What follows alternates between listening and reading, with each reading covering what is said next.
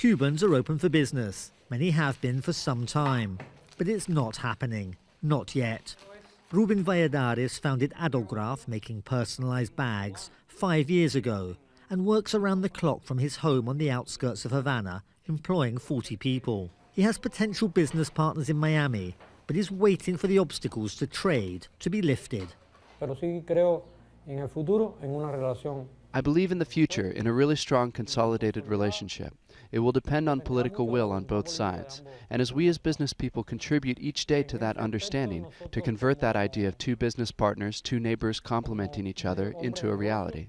In 2014, President Raul Castro and the then US leader Barack Obama normalized relations after more than 50 years of Cold War antagonism. The barriers to trade were supposed to come down. There's a dynamism, but not with the same rhythm or vigor as at the beginning. That's because everyone is waiting to see what position the new US administration takes. So far, we've seen nothing negative towards Cuba. On the contrary, I think they're letting things continue as before.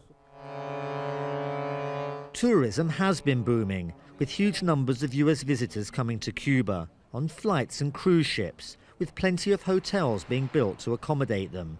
And there are still many obstacles. The more than 50-year-long US trade embargo, which the Cubans call a blockade, is still in place. And there's plenty of opposition in both camps, among some in the Cuban community in Miami, but also among members of the Cuban government, for whom capitalism is still a dirty word.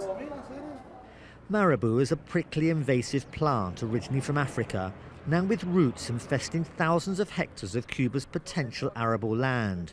No one likes it, except Andrew McDonald and his biopower company. This is a piece of Marabou, which turns it into a non-polluting fuel. They export to Europe, but the US should be an enthusiastic market. There's a huge amount of it, and it's also sitting on top of arable land. So we're returning a lot of land back to arable productive use, and this as a biofuel is a lot of people's dreams as a biofuel. Few doubt that the US and Cuba will again do business, that it's only a matter of time.